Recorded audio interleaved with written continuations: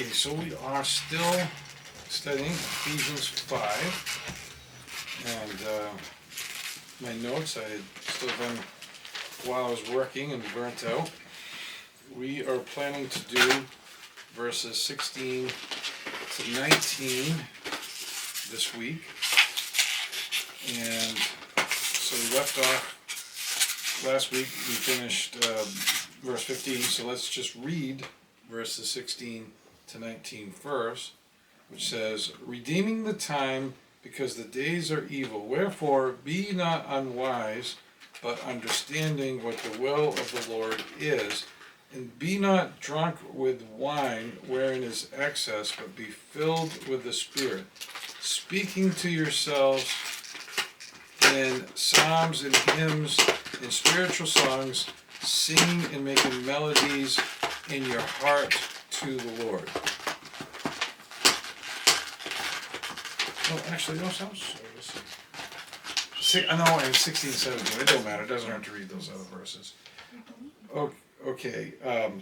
So starting in verse 16, where he says, "Redeeming the time because the days are evil." So, what exactly does it mean to redeem the time? Yeah, well, I've been looking forward to the discussion to hear your take on it, but my understanding of it would just be like making the most of the time that you have on the earth for God. Yeah. Okay. Yeah, and there's not a lot Not deeper. a lot more than that. Yeah. Okay. All right. Yeah, redeeming the time basically is what you just said. If you actually making the time, like if you think of the Lord's Prayer, make it in earth as it is in heaven. Yeah. That's redeeming the time and making this time godly, good, and pure. Yeah. Is basically that. Okay.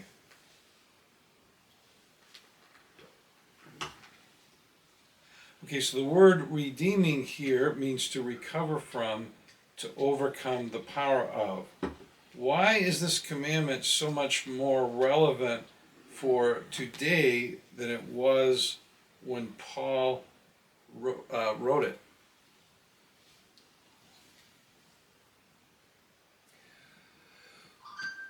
Well, so when Paul wrote it, there was, God would say, in the earth, Christianizing, redeeming the world. Now we live in a time of decline where there are way more things opposing God. And so I guess it's more important to take a stand in a time when there's more opposition to God. Yeah, the prophecy that Jesus did where he said the love of many waxes cold. Yeah. Unfortunately, we live in that time. Right. I mean, great people, intelligent people could have thought they were living in that time before just because, like, if someone's It's a not as gradual warm. process. Right. Right. But it actually, like that prophecy, I think, is fulfilled in the post-church age. And, and I think because there's a lack of love that has like a million reasons for it, but where the Bible says the love of money is the root of all evil, it's like the way that we work and the technological time that we live in has had a very negative impact on our pure values, our family values, and our emotional understanding. Yeah. Then, because those things have been in serious decline, as you mentioned, then there's more things to recover from. We're going to recover from the damaging effects of the negativity and the isolation.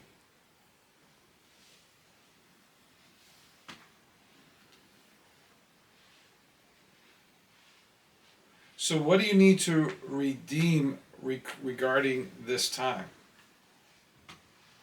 So what do you need to recover from?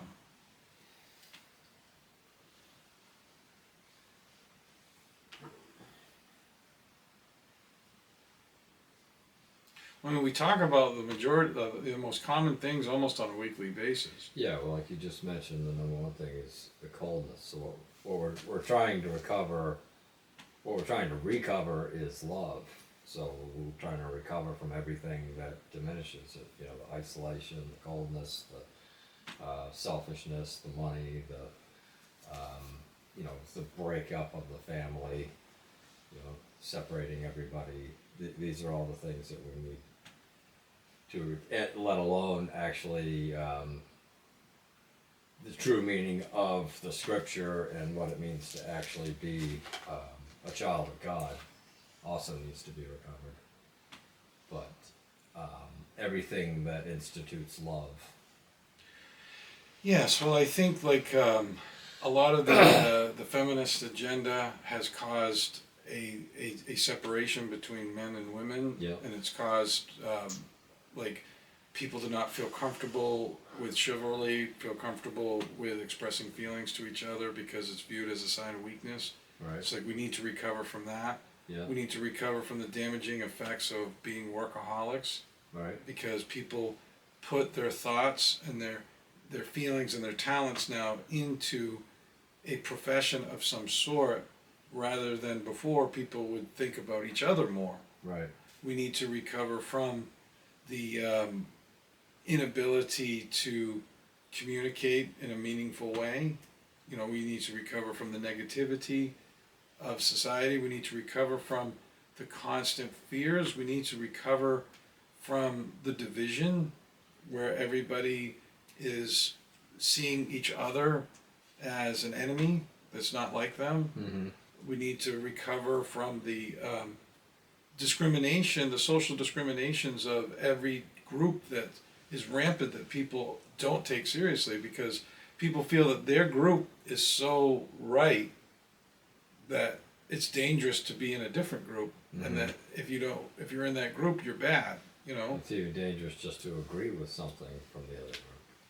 Yes, and then this dehumanizes people that have different viewpoints, cultures, Yeah. or backgrounds, Right. and we need to recover from the greed, Right. that has overshadowed our society. And back with the division, political activism is something that needs to be recovered from as well. Mm-hmm.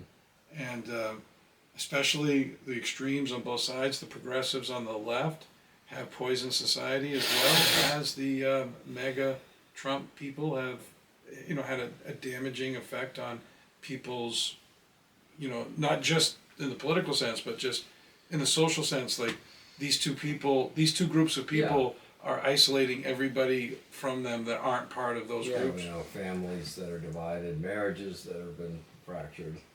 Right. And it's a little worse now on the right than the left, but before Trump it was a lot worse on the left than the right, right? Yeah. And so basically all of these things that people are valuing that do not have a direct tie into emotions, don't have a direct tie into virtue, that don't have a direct tie into righteousness, are poisoning the emotional fabric of the world, and it's creating the fruit of depression, anxiety, and isolation. Mm.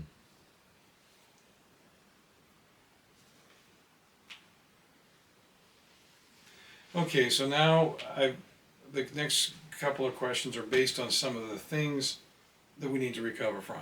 Okay, so how do we redeem ourselves from the fear mindset of this time?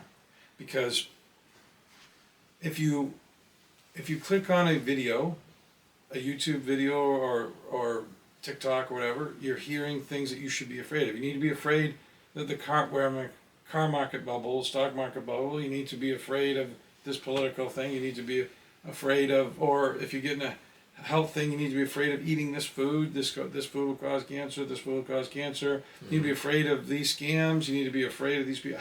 So when you hear all these things that you need to be afraid of, Mm-hmm. then I think it tends to create a mindset of fear and a mindset of avoidance, a mindset of I need to protect myself by avoiding blank, blank, blank, blank, blank. Mm-hmm. So if you get the mindset of avoidance, then you no longer embrace faith, you no longer embrace love, you no longer embrace goodness. Instead, you basically are looking for things to avoid, which is instilled in children through helicopter parenting and everything else. So if this has been something that you've grown up with, is something you see every day, how do you overcome this? If you are victimized by it, that is.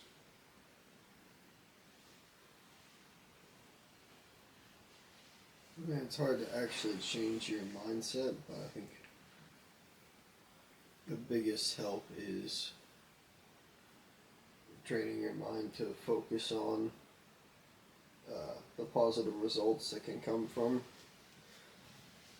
doing good actions instead of everything bad that can happen. If you're looking for a positive outcome, you're more motivated by that than the fear. Yeah, I think that's the first step for sure. Is definitely look for a positive outcome. And then you have to make an active effort. Like if you especially if you're a Gen Z, and every time you turn on a television, you hear news report talking about a problem. You go to school, they're teaching about problems. Your friends like to joke about problems. Then you have to actually make an active effort to see the good in something positive. Okay, what else can help you overcome fear?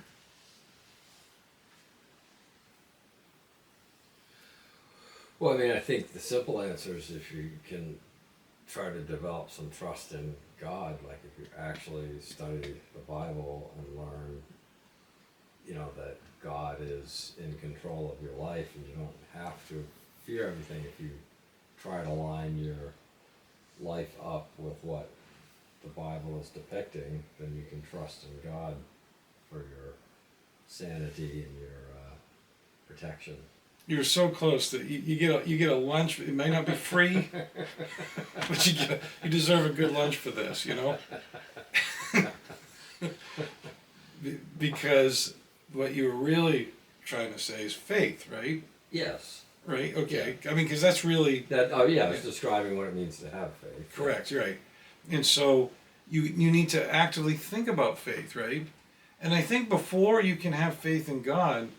For me personally, okay, I'm not saying that there's a verse in the Bible that says this. There is a similar one talking about love, right? Yeah. But I kind of think you need to have faith in goodness in people first. Okay, faith in what you can see before you have faith in what you can't see. Right. Yeah. And, because if you just make the leap to what you can't see, Right. I think you might fail in the process. Uh-huh. So I think like if you're clouded with fear, then you need to learn to say, okay, Ben here is a good person, so I believe he's going to continually be a good person. Right. Lily here is a good person. I believe I'm going to see the same thing as well, right? Right.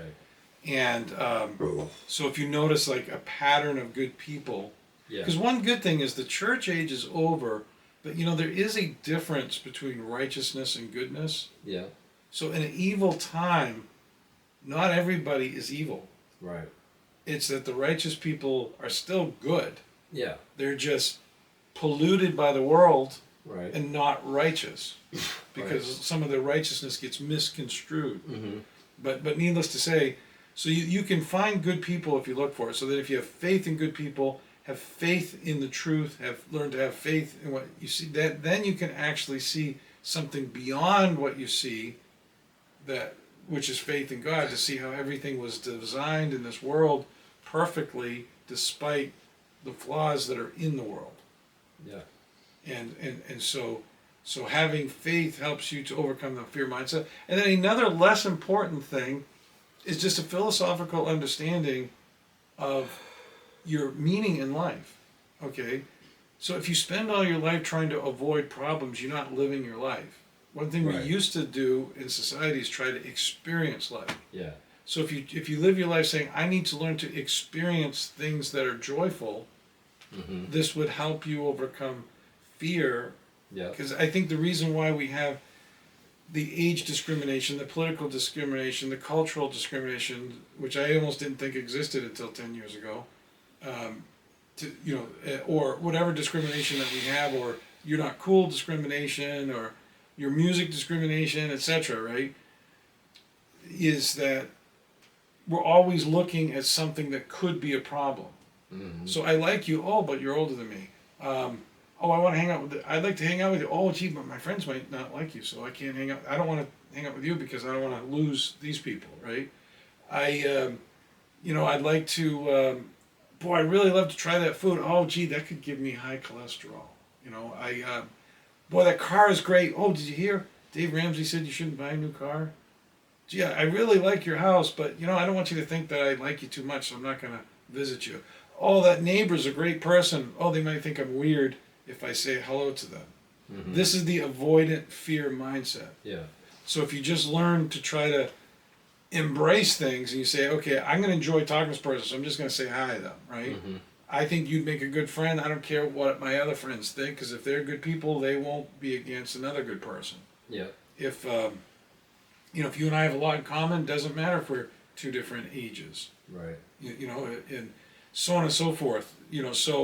So basically, trying to experience life helps you overcome fears rather than just sitting around focusing on potential problems.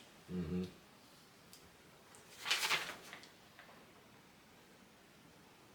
Uh,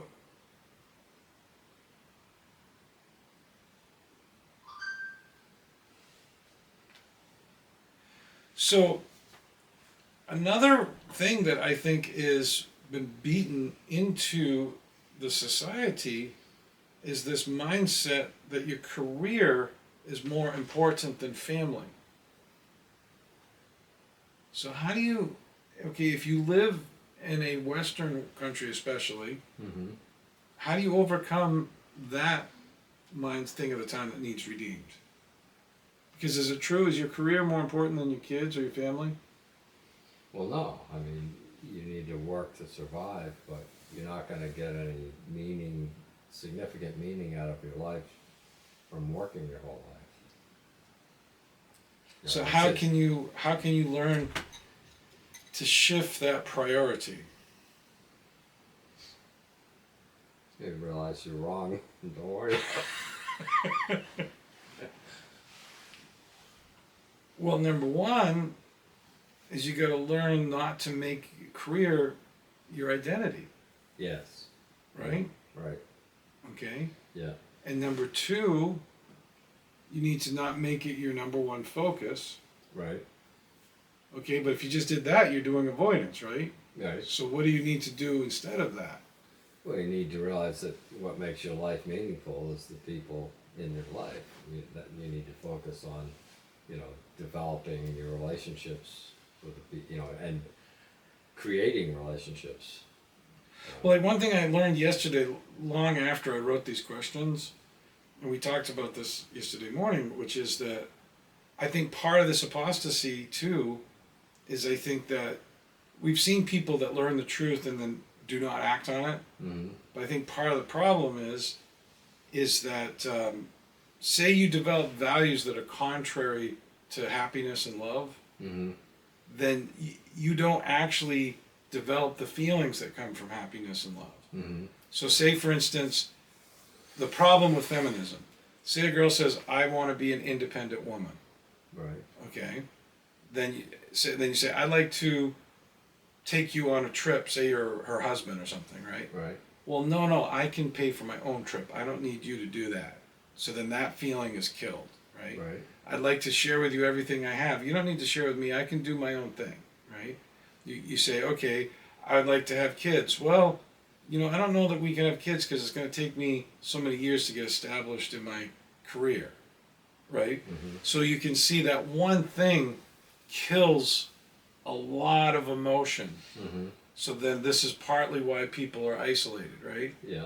But then, or if you're a guy and you think that I need to be, my career is more important than my family, then you might take the call to do extra work and cancel a trip that you have planned. Yeah. You might not be there when your kids have important moments in their lives. Right. You basically, instead of, you might, like if you get caught, like nowadays a lot of people are caught up in investing. They say, if you put $1,000 in the S&P 500, this could turn into 600. Well, what if that $1,000, you could have a wonderful weekend with your family? Yeah. That might get a better yield Right. than the investment in the S&P 500, right? Right. And so basically, I think the idea that a career is more important than the family, like I think the problem is if you say the words I just said, people would say I think family is more career. If you actually look at actions, people are Right. putting career, above Right. family, and it's not that people said, okay, we're gonna live in this feminist culture where we don't care about each other, like like this thing is ingrained. Yes, it's not a conscious choice. It's like when they say, nobody gets to the end of their life and says, "Gee, I wish I worked more." Right. Everyone's trained into It these just values since they were born. Right. And so then they become habits, Right. and they become mindsets, and they become emotional comfort zones. So then the things that actually create feelings kill feelings. Right. So like if you have these values, you get feelings from somebody wanting to promote your independence, promote your career, promote your justifications. So if you say, okay, I want to have a happy, wholesome, good time, if that contradicts the idea of being independent, Right. then what happens is you get a bad feeling from that. Yeah. You don't get any emotion from that. And so therefore the thing that actually creates feeling actually hinders it. You limit your feelings to what you can get from your independence in your career, Mm-hmm. and you end up not. And so therefore, so then if you actually get something that promotes that, you get a positive feeling from that. Yeah. And then if something negates it, you get a negative feeling. So we're now in this bizarre situation where the things that negate the goals of the average young person is actually the thing that creates feelings Yeah. in general. Yeah. And so this is what actually hinders people's ability to be close and to love each other, because we're developing social mores that are contrary to human emotion. And I think the biggest one is in the way that we work. One thing that was better in the agricultural society was the fact that the families and communities were all next to each other and close to each other. Yeah. And so if you didn't work 12 hours a day and you're in a house with family, you end up thinking of people in the family. Yeah. And then when you start thinking about people, you understand their feelings. And then their feelings are actually more significant than money and more significant than anything else. Mm-hmm. And when you actually start to become emotionally intelligent, then you actually realize what's more important than a career, which Yeah. is human love. Yeah. So in order to be redeeming the time, you have to stop and evaluate where you're getting your feelings from. Yes. Where are you investing your energy? Yep. Yep. In my humble opinion. Okay.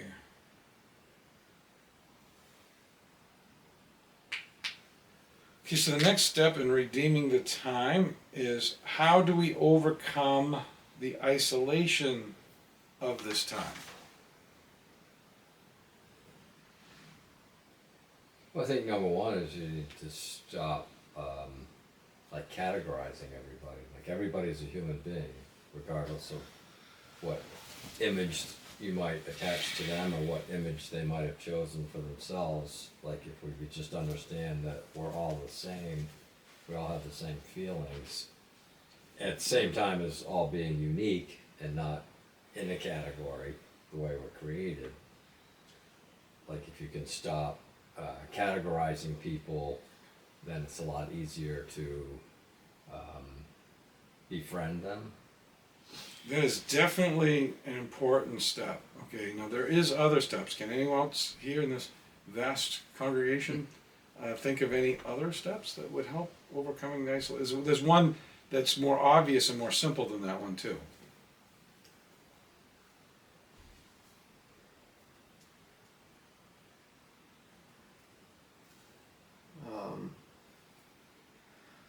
Just making people, especially the Christians in your life, priority over work or whatever else you might want to do for your time, hobbies.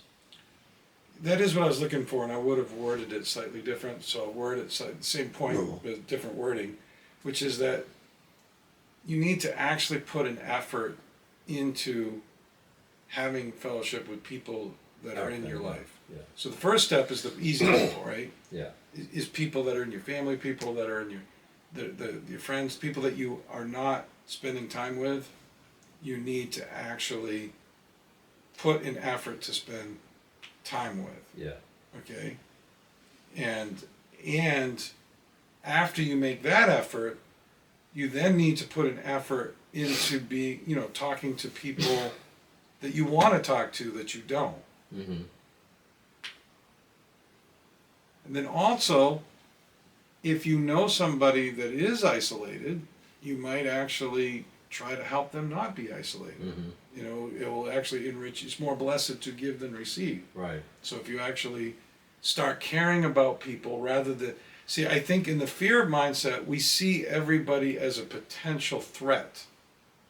Mm-hmm. So part of how we overcome isolation is that, when I was a kid, we used to see people as bundles of joy. Right. Mothers used to call babies bundles of joy. Actually, Right. that's probably Yeah. where I got it from, right? Right. And but you would see, you would find people interesting. Yeah. And view their fellowship as a benefit to your life, Mm-hmm. rather than a liability. Right. And I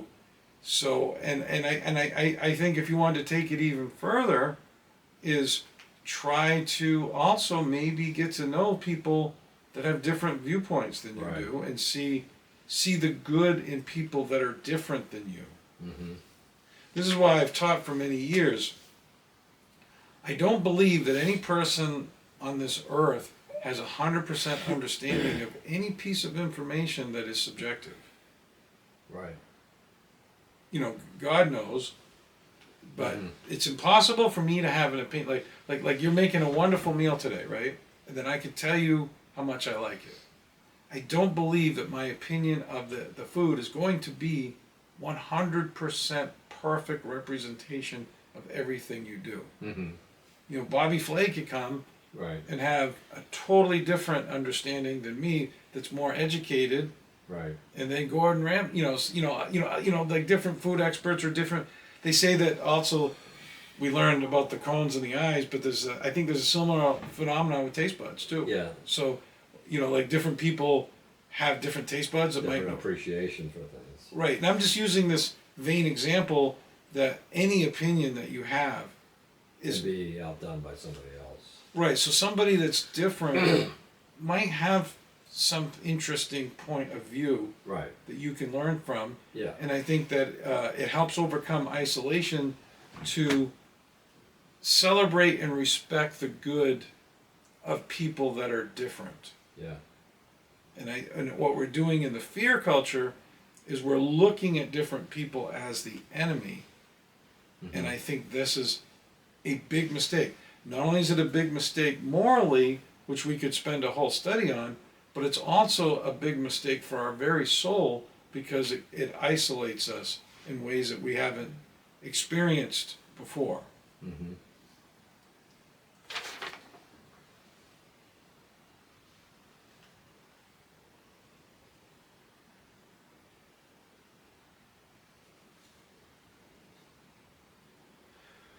Okay, so if you, if you've been caught up in the avoidance mindset, which I think is predominant with Xers and millennials, I think Gen Z is more into the hatred and the separation of groups. Mm-hmm. But I think the avoidance still affects everybody. So if you get caught up in the avoidance mindset, how do you overcome it?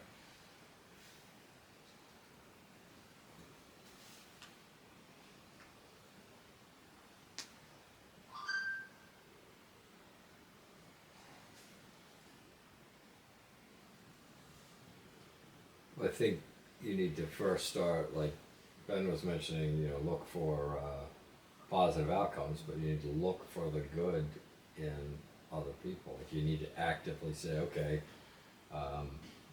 my reflex is to be, repulsed by this person. Is there something good about them? And then start looking for it. And do that with everybody. And not just everybody, but there's things that there's things you might want to experience. Mm-hmm. Instead of looking for reasons to avoid something. Yeah. There might be a food that you'd like to try. Yeah. So if you're in the avoidance mindset, you'd be like, "Oh, I'm not gonna like this. This will make me sick." Blah blah. Mm-hmm. If you're into the avoidance mindset, you might want to like everybody might want to go on a trip. Well, I don't think we go on a trip. That'll be expensive. I'm going to go to bed early. I don't know if I like Jim Bob that's over there, and it just costs me money. Right. Every time you hear somebody say, I don't think we should do this because blank. I don't want to do that because of blank. Mm-hmm. It's typically somebody that's really caught up in the avoidant mindset, Mm-hmm. right? So I think the best way to overcome the avoidant mindset is to learn to embrace things instead of trying to avoid things. Yeah. Right. Try to embrace things that create joy. Try to embrace people that are good. Try to embrace what makes people happy, what gives people more meaning, what gives you more feeling, what gives you more life, rather than, I think the whole avoidance thing took me by surprise as a Christian because it seems so silly. I didn't think people would be caught up in it, and then now we're 30 years into it, and it hasn't really gone anywhere. I think people try to get their identity from things that they avoid. Mm-hmm. So it's a losing proposition that's unsustainable, because if people talk to you because of things that you complain about, then eventually you're going to complain about them, Mm-hmm. right? Yeah. Whereas I think that another way to overcome the avoidance is try to have some meaningful dialogue that isn't connected to something you're against. Yeah.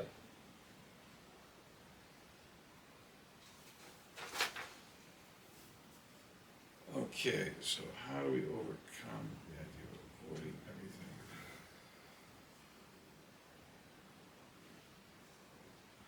Okay, the next thing, and this one has been strongly promoted by social media, is how do we overcome the obsession with promoting a self-image? This is another thing we need to do to redeem the time. What do we learn from the Apostle Paul that helped revolutionize the world in terms of redemption? What is Paul's pet thing? Well, in order to be free from the bondage of the flesh, you have to die to self. Yes, exactly. Okay, so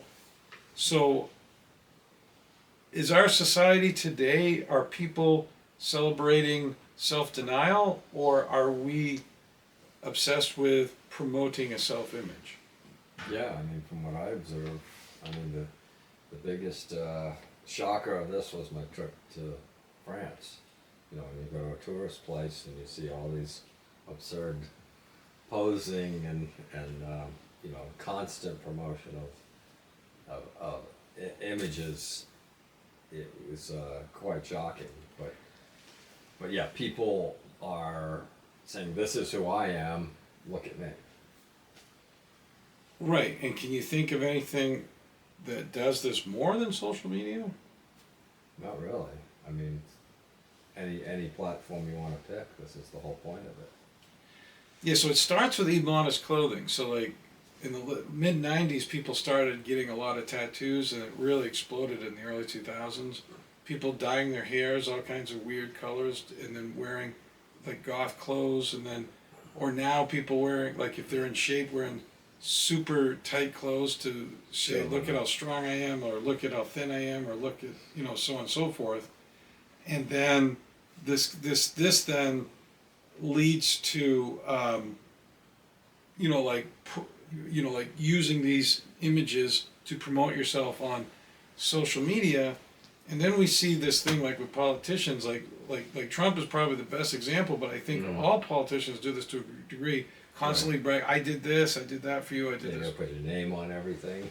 Right, or just basically having to take credit Yeah. for anything good that happens. Right. Is also promoting a self-image. But then, like you say, I guess putting your name on everything is a promotion of self-image. And then the career obsession is also a form of promoting self-image, because I need to be the top. Mm-hmm. And then where we, and I think the sports have a lot of good things to them, but one of the bad things is that it made competitiveness a little, competitiveness was viewed as a negative thing 40 years ago, and now it's seen as a positive thing. Now you hear people saying, I hate losing, I really like to win. Yeah. Right? And he's a good guy, he's competitive. Right. And so basically to overcome a self-image, you got to learn to not be competitive with people. Right. You should learn to overcome covetousness and excess. You need to overcome immodesty. You need to overcome, in order to overcome a self-image, you have to overcome immodesty, excess, greed, and the social mores that of fitting in. Often, unfortunately, sometimes you need a degree of self-promotion to fit in with certain groups. You also need to learn to be more genuine to overcome an obsession with self-image. Like if you're insecure, and then you say, okay, everyone likes sushi, so I like sushi. Everyone likes Trump, I like Trump. Everyone hates Trump, I hate Trump. Everybody likes rap music, so I like rap music, right? If you get caught up in the fear of wanting to fit in, then even if you're a good, harmless, wonderful person, if you do enough of those things, and if you actually believe, I have to like what everybody else likes, then this causes you to promote a self-image because you're trying to develop an image that is on the top of what everybody agrees with. Yeah. So if you have to, so if you're, believe it or not, people pleasers are also promoting self-images in the, even though they're the opposite of what we'd call the politician. Right. You know, because people pleasers are basically, I like what you like, I like what everybody else likes, so you can like me because I like this. Yeah. Right? Yeah. And then introverts are also, who in the past never cared that much about self-image. They are too, because now that we've exalted nerds, another thing, I'm a nerd on such and such, which is basically saying I'm smart at computers, I'm smart at food, I'm smart. Okay. Every time you say I'm a nerd, you're saying I'm smart. Yeah. Okay, which is in essence promoting a self-image. Right. So then if you get caught up in that too much, then there's certain things, and I'm not educated in this world that much, but having like a certain type of product or a certain type of interest level or a certain type of group that you belong to, you know, say you're a chess grandmaster, you know, then, you know, like getting those titles is an obsession with a self-interest. This is why on this video here, we don't advertise our name unless people wanted to know or put a title to it. Right. Because Paul says die to self. Yeah. And but needless to say, you know, you can't just say I'm going to die to self. The things I just listed out are not all of the things that promote self-images, but these are the social mores that have hypnotized 99% of the people into an obsession with a self-image. And it's so bad that like someone could be a Christian and say, I have died to myself because I love the Lord Jesus and Jesus is what matters to me most. How is saying that promoting a self-image? Because you're saying, look at me, look how spiritual I am, look at what a great Christian I am. And you're just trying to build up your weak opinion of yourself.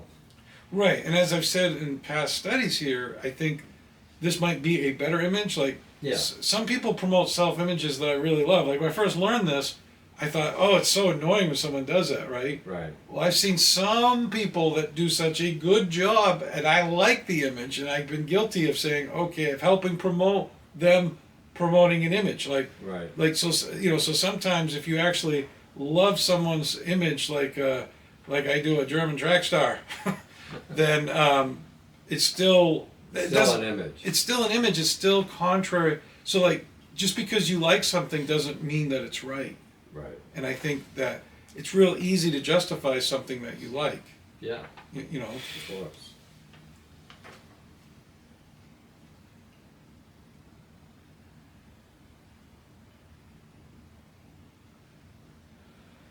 Okay, so the next thing that we have to, how do we overcome the political divide? And I think I've already mentioned this in a previous question. You know, again, I think the biggest thing is looking for the good in the other people. Like, stop trying to think that they're all bad because they're on that side. Like, they're all people just like you. You know, they have something good about them. There's something good in what they believe. That's part of it, and there's another part. We have to understand that you don't know everything. And you as a Christian should not be that involved in politics in the Yeah. first place. Okay, so one way to overcome the political divide is to recognize that the meaning in your life doesn't come from politics, Yeah. and politics is not as important as people think. Right. But as a human being, you're bound to have a political opinion, and so it's good to see the good in other people. But then, as a Christian, if you realize that our role in life is to be a light to the world and to Right. redeem people, Yeah. then that means that we don't just redeem people that we agree with, but we also need to redeem people that we disagree with. Right. And I think that you can also overcome the political divide if you just reflect on your life just a little bit. Is that one thing that you learn in the book of Ecclesiastes is that a lot of opportunities in the positive, but it doesn't say the negative in Ecclesiastes, but I think the negative is true too. A lot of things in life come from chance and circumstance. Right. So for instance, I had a great chance and circumstance of starting off the world confident, then being isolated, abused, and discriminated against. So then this helped me have a greater understanding of truth. Well, anybody that you throw in the exact same circumstance could have gotten the exact same results. Yeah. Then you see some of these people that are mass murderers, right? Right. Well, a lot of them were abused, tortured as children. Yeah. People made fun of them. A lot of these kids that are school shooters were bullied. Right. Not that this justifies it. No, but if you throw any of us in the same circumstance, we could turn out the same. Right, and so therefore, if you can actually see this, then this can change your whole life. Yeah. Because then you can realize that you can have love for everybody. Yeah. That we're not better than any other human being. Right. Like someone that buys the lottery ticket wins the $1 billion Powerball. That was chance. That's the ultimate example of chance and Right. circumstance, right? Yeah. But just because you're more fortunate than someone doesn't make you better than someone. Right. And just because someone got a bad deck of cards don't mean that You're better than they are. right. And so we're all people, and the thing that matters the most in life is love. Right. Better than money, better than fame. So if you're somebody that somebody loves, or that someone that you love, that's the greatest gift of life, and then that can help you overcome the political divide. And I think that a lot of people tie their identity into their political view, and I think this is a cancer to society, because if I identify as a say a mega person, then I might think if you're not, that the association with you hinders that identity. Or if I'm a progressive and then I happen to have a conservative opinion, the same thing could happen, right? Whereas so not only is it important not to get involved in politics, but I really think it's foolhardy to put your opinions as your identity. Right. We all should have, there's nothing wrong with all of us having an opinion, but there's also nothing wrong with changing your opinion. And your opinion and your ability to communicate is a tool that is given to us so that we can be closer to each other. They're not tools to exalt ourselves. So if you take a stand on something, be careful not to make it your identity unless it's faith. But even with faith, you still have to overcome self. Like Paul says, it's Christ. I die to self, and Jesus liveth through me. Right. So if I take a stand for Christ, then that stand is something that Jesus gave me the ability to do that I don't do on my own strength. So if I see that, then even my religion is not part of my identity. And I think overcoming a self-identity is a huge part of overcoming the political divide. Mm-hmm. And I think understanding that there's more important things to life than political issues is helpful, in recognizing that somebody could be good and be the opposite of me is humbling as well. Yeah. Like I could go do a righteous thing today, and you could go do a righteous thing. It could be two completely different things, and I think we could recognize they're both good. Right. And someone can do something bad with good intentions. Right. People get fooled. And the thing is, don't think that if you see someone else is fooled that you are capable of not being fooled. Right. The Bible says in the last days that things will be so bad that even the elect can be deceived. Right. The elect means the best of God's children. Mm-hmm. So I don't really think we should cast judgment on people, all of people's misconceptions, Right. as well as be open to their virtue and the things that they're right on. Mm-hmm. If we can have this mindset, this is what's needed to overcome the political divide. Yeah. Okay, so that was the first half of verse 16. Now the second half is the days are evil. So what does it mean for that the days are evil? Now evil here means hatred of others. I think it says what, disrespect or dissent, or is a so basically hatred of others or dissent. Well, I think it's just trying to warn you, like, don't just be casual about this. Like, you have to redeem the time because, the cards are stacked against you. The world is out to, an attack on love. You have to actually put an effort into overcoming this if you want to have love. There's Yeah, a so if tide you're against redeeming you. the time, that means you're making the time positive, godly, Right. virtuous. But there's an active force working against you that you've got to overcome. Right, the prince of the air. Yeah. Okay, and then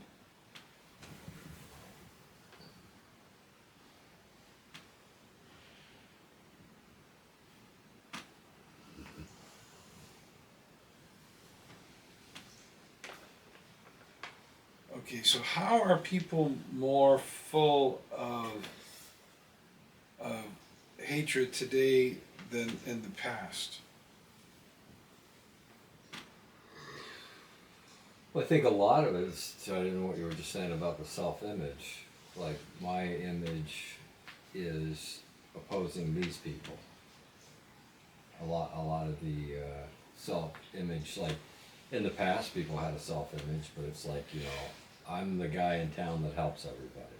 I'm the guy in town that,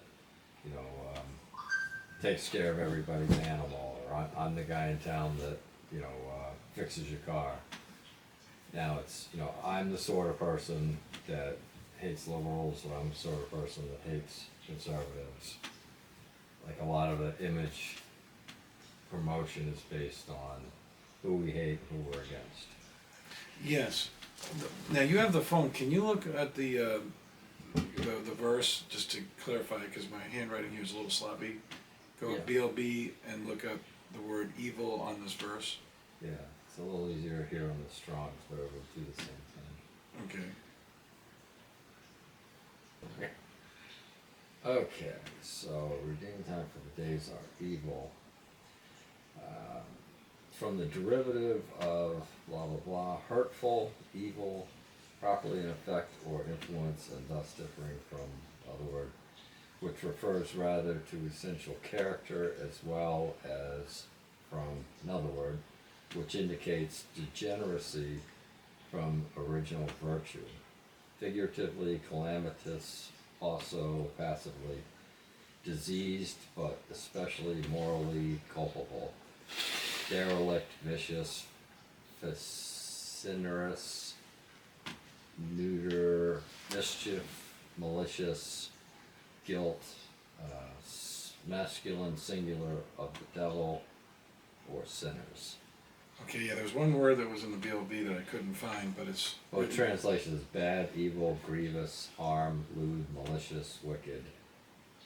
Okay. So basically, how does... I think hatred is, fits it fine. Yeah. How does this mindset of hatred that permeates our culture, how does it destroy your soul?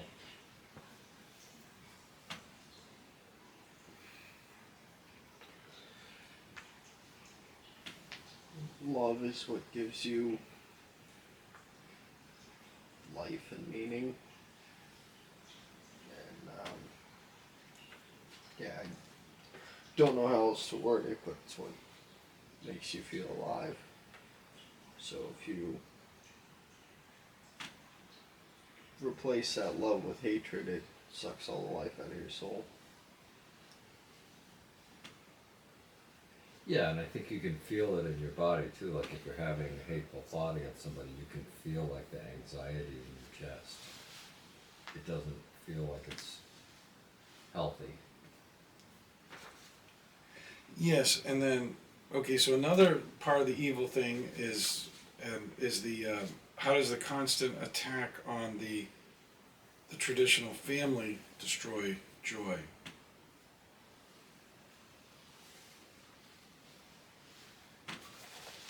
I think the traditional family is where you get the most emotion in anybody's life, like the most love, the most connection, the most ability to serve another person, all, is best platformed in traditional family. If you destroy that, then, um, it's like destroying your car. You can still get to town if you have to, but it's going to be a lot harder now. Okay, now how does the constant hatred or discontent or destruction of the family destroy your meaning in life? Well, once again, these are your best relationships, and your actual meaning in life really comes from the quality of your relationships. So if you get rid of that, then what do you have left? And how does this constant attack on the family, which I think is part of the days being evil, how does this destroy your ability to have friendships?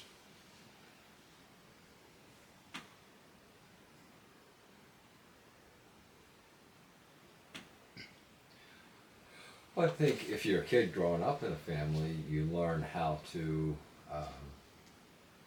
interact with other people in your family initially, and then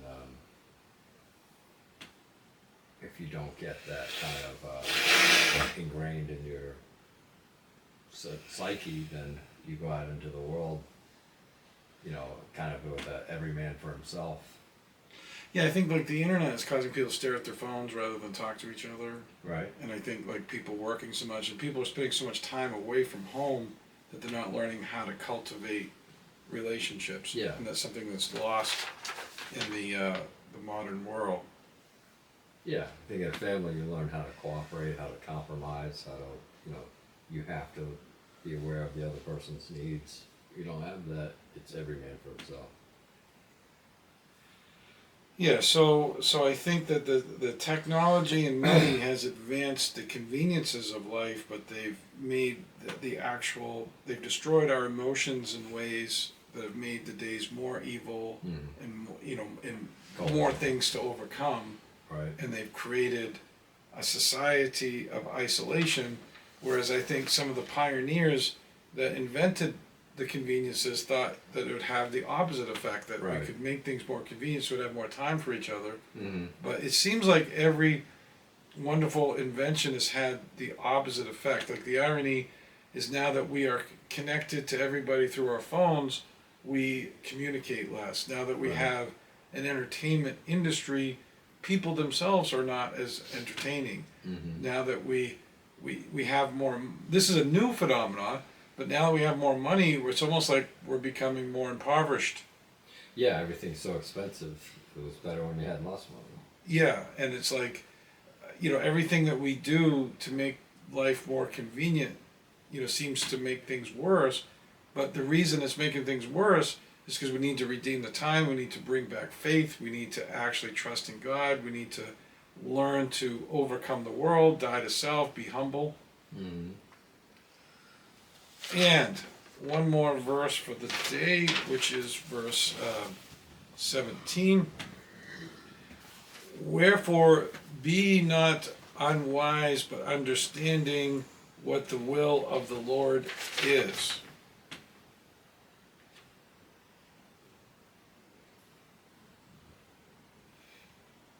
So why is wisdom even why is it so important to get this understanding that Paul is referring to?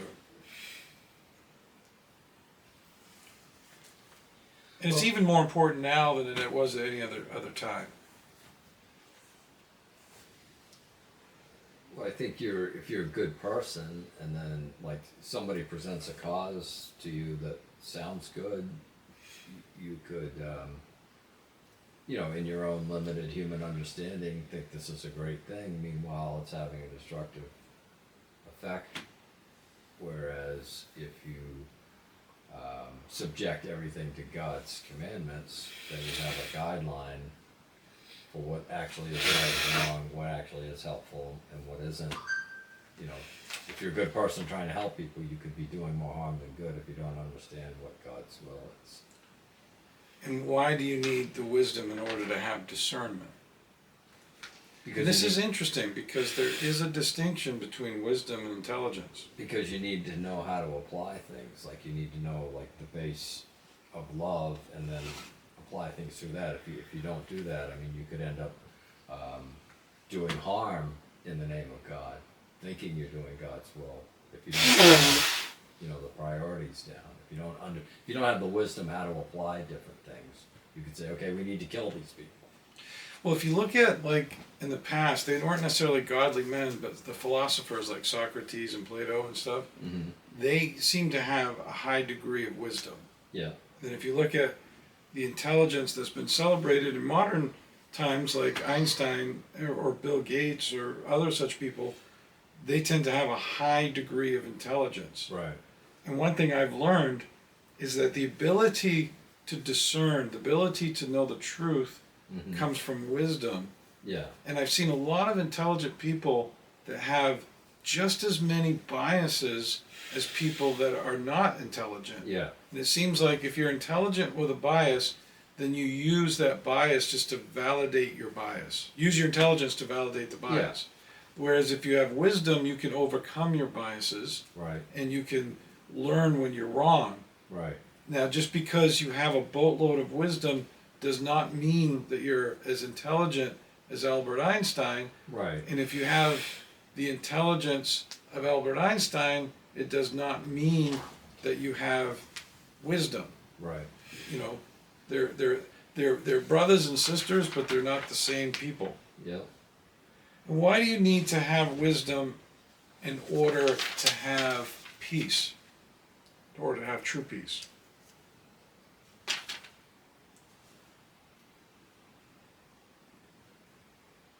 I think wisdom is what makes everything make sense. Like if say you have a bunch of intelligence, a bunch of information, if you're not applying it properly, then things kind of don't make sense.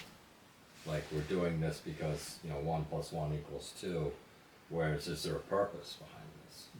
Wisdom gives it a purpose. Wisdom gives it meaning. Wisdom makes it all make sense. Like we're doing this so that everybody will be able to be happy. And that's what gives you peace, is the purpose, the meaning, and the sense behind it. Yes, yeah. If you're doing something that doesn't have a logical outcome, Right. then there obviously is anxiety. And you can be really intelligent and believe in lies too. Mm-hmm. And then every time there's a lie, there's a degree of anxiety. Right. And wisdom is delivering. It's humbling. It gives you a purpose and a meaning to life. But do not confuse wisdom with intelligence. They look a lot alike, but they're very different. Yeah. And I think instinctual intelligence lends itself to wisdom, Mm-hmm. and intellectual power creates intelligence. Yeah. The ability to comprehend mathematical formulas and to take in loads of information and process information creates intelligence. Yeah. But the ability to apply information Yeah. comes from wisdom. Yep. And dear God, I pray that everyone here seeks the wisdom, sees the point of redeeming the time, and that gets filled with your Spirit, and that is interested in becoming part of your remnant. In Jesus' name we pray, amen.